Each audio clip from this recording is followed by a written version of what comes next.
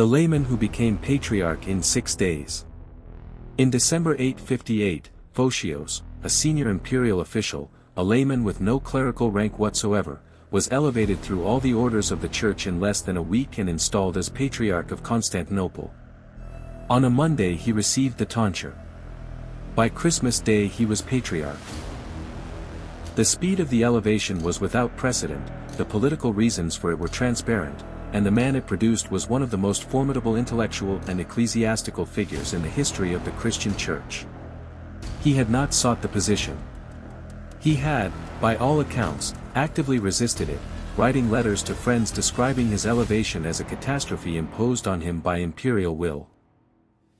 He was already, at approximately 40 years old, the most learned man in Constantinople, possibly in the entire Christian world, and the life of a court official and private scholar suited him considerably better than the life of an archbishop embroiled in the political conflicts that the Patriarchate inevitably generated. He accepted because the Emperor Bardas Caesar demanded it, and because refusing an imperial demand in 9th century Byzantium was a form of political suicide. What followed his installation was a decade of controversy that split the Eastern and Western churches, generated the most significant intellectual legacy of the Byzantine 9th century, reshaped the relationship between Constantinople and Rome in ways that are still felt today, and ended with Photios' exile, restoration, second patriarchate, and a second exile. He died around 893, probably in exile. He was later canonized by the Orthodox Church. The Roman Catholic Church never quite forgave him, and the Photian Schism, though historians now debate how schismatic it actually was, remains a landmark in the long, slow divergence between Eastern and Western Christianity. The education of a scholar. Photios was born around 810 into a distinguished Constantinopolitan family with close connections to the imperial court. His uncle was the Patriarch Theresos, who had played a central role in the restoration of icon veneration at the Second Council of Nicaea in 787. His parents were among the circle of families that defined the educated Byzantine aristocracy, people for whom classical Greek learning was not merely ornamental but the foundational medium of professional and social life. He received the education that this background made available. Rhetoric, philosophy, mathematics, medicine, theology, and above all the classical Greek literary tradition that Byzantine culture preserved with a reverence bordering on religious devotion. He went further than any contemporary in the range and depth of his reading, acquiring manuscripts, corresponding with scholars across the Byzantine world, and organizing a circle of intellectual friends whose discussions generated the most remarkable literary project of the 9th century. The Bibliotheca, or Myriobiblos, the Book of 10,000 Books, is a collection of 279 summaries and critical analyses of works Photios had read, compiled, as he explains in the introduction, for the benefit of his brother Theresos, who was absent when the reading circle met. It covers theology, philosophy, history, medicine, grammar, rhetoric, and fiction, pagan and Christian, ancient and contemporary, and represents the most comprehensive single survey of Greek literary culture between antiquity and the modern period. Of the works Photios summarized, a significant number survive only because he summarized them. His accounts of lost historians, novelists, and scientists are the sole evidence that these texts existed. The Bibliotheca, a library that saved the past. The Bibliotheca was compiled before Photios' elevation to the Patriarchate, when he was still a layman and court official, and it represents a particular moment in the transmission of classical knowledge that deserves careful attention.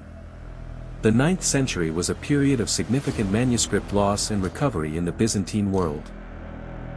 Texts that had survived the turbulence of the 7th and 8th centuries were being recopied from deteriorating papyrus onto parchment, a process that required both resources and scholarly attention. Texts that were not recopied in this period often disappeared permanently.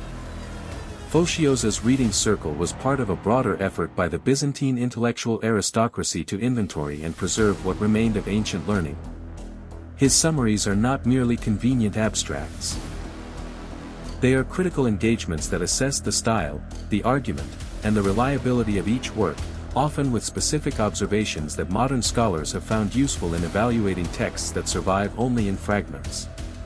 His account of the lost novels of Iamblichos and Antonios Diogenes, for example, has allowed literary historians to reconstruct the outlines of entire genres of ancient fiction that would otherwise be invisible. Among the most significant of the lost works he summarized is the history of Ctesias of Cnidus, a Greek physician who served at the Persian court in the 5th century BC and wrote accounts of Persian and Indian history that were considered both invaluable and unreliable by ancient readers. Ctesias' text is lost. Photios' summary is the primary source for reconstructing its contents. Similarly, his summaries of ecclesiastical historians Philostorgius, Socrates, Sozomen in more detail than survives otherwise, have been essential to the reconstruction of early Christian historical writing. The Bibliotheca is also remarkable for what it includes that most medieval literary collections would have excluded: pagan fiction, erotic novels, and works whose theological content was heterodox. Photios summarizes and critiques these works with the confidence of a man who is entirely secure in his own orthodoxy and sees no danger in knowing what the heterodox said.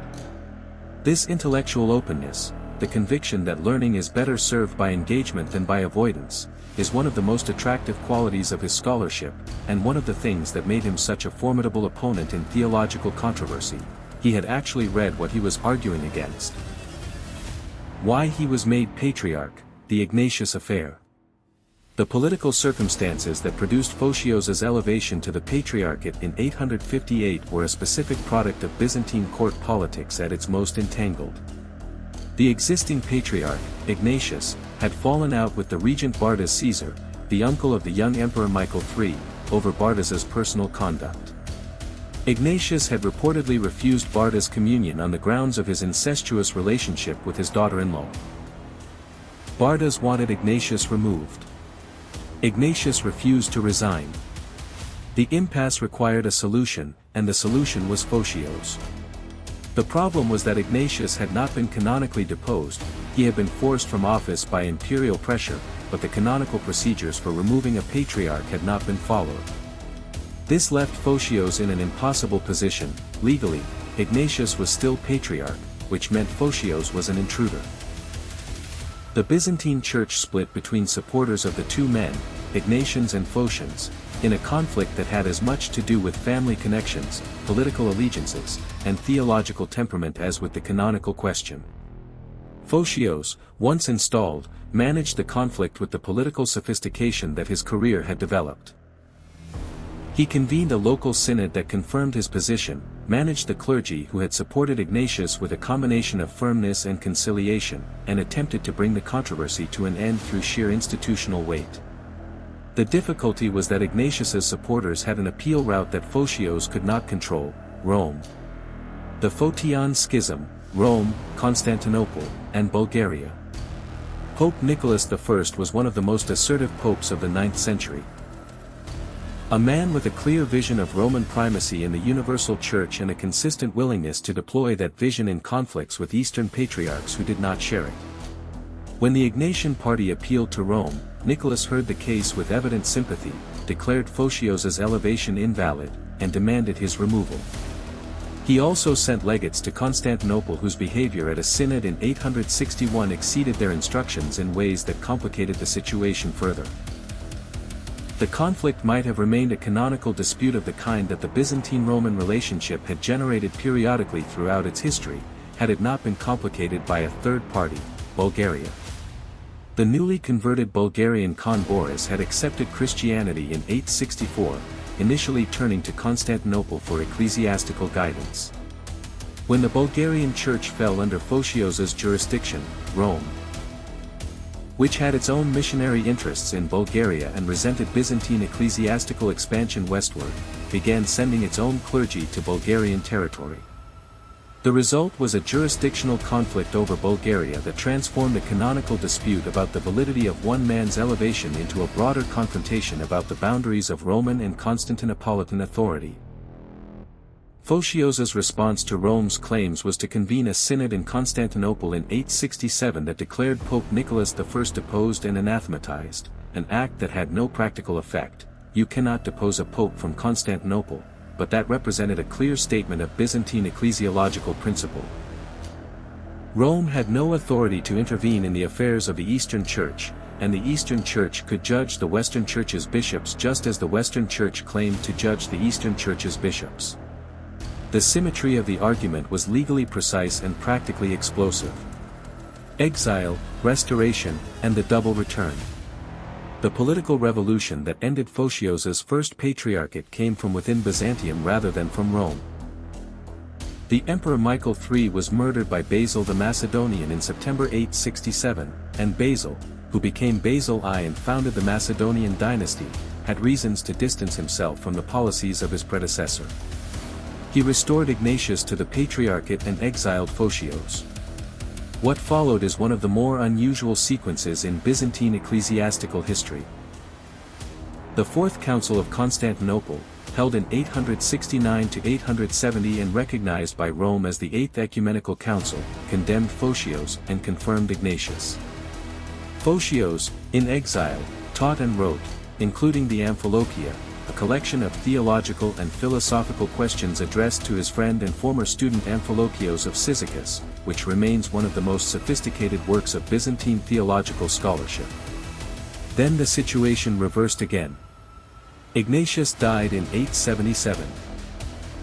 Basil I, who had gradually come to appreciate Photios' abilities and had employed him as a tutor for his sons, restored him to the patriarchate. A new council in 879 to 880, the Council of Constantinople, attended by papal legates who appeared to accept its conclusions, effectively reversed the condemnations of 869 and restored Photios to full communion with Rome. Whether this Second Council represents a genuine reconciliation or a diplomatic maneuver that the two sides interpreted differently has been debated by historians ever since.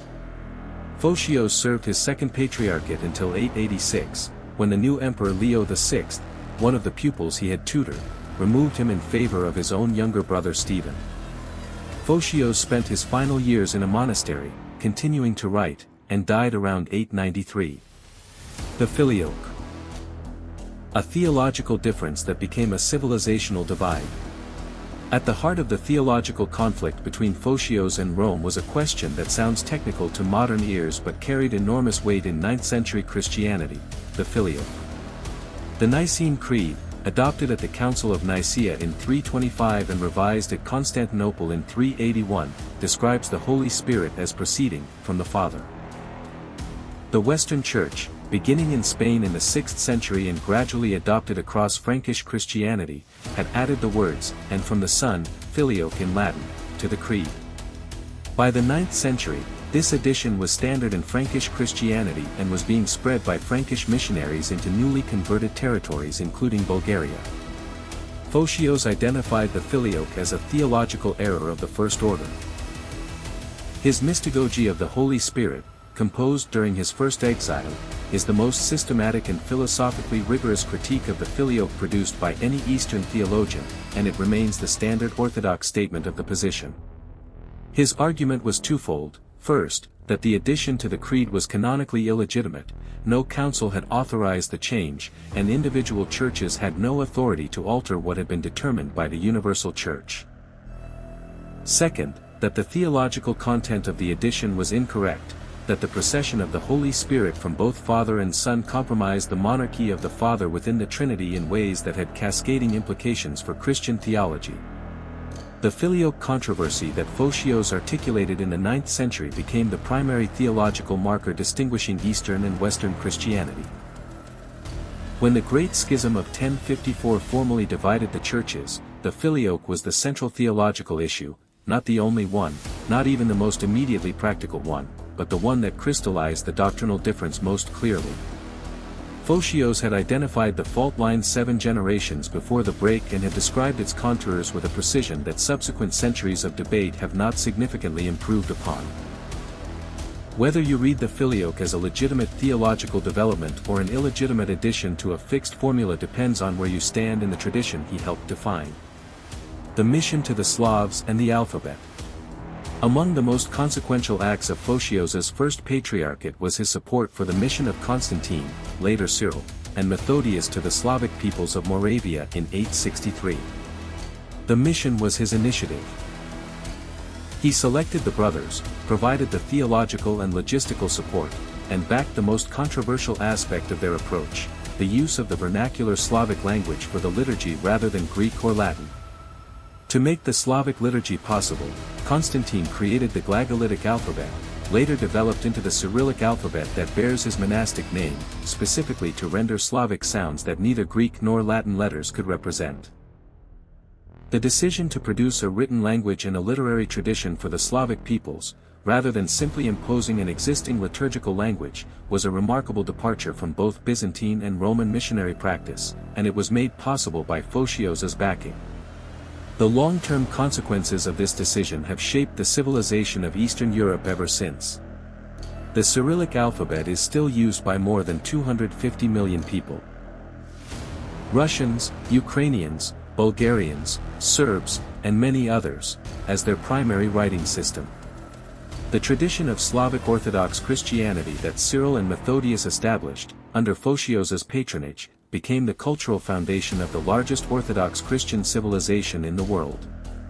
When Russian Orthodox Christianity describes its origin, it traces the line back through the mission of Cyril and Methodius to the Patriarchate of Photios.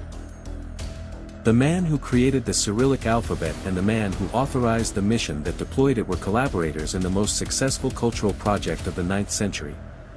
The legacy that outlasted the controversy. Photios is a figure whom the Eastern and Western Christian traditions have evaluated very differently, and the evaluation has tended to track the theological commitments of the evaluator. Western Catholic tradition, for most of its history, has treated him as the originator of Schism, the man who first articulated the claims of Eastern independence from Rome in terms that made eventual reunion structurally difficult. Eastern Orthodox tradition venerates him as a saint and a defender of theological truth and ecclesiastical independence. Neither tradition has engaged with him primarily as what he also was. One of the greatest scholars of the 9th century, whose work in preserving, summarizing, and critically engaging with ancient literature represents an intellectual achievement largely independent of his ecclesiastical conflicts. The Bibliotheca alone would secure his place in the history of learning. The Mystagogy, whatever one thinks of its conclusions, is a work of serious philosophical theology that engages with the Trinitarian question at the highest level available in his era.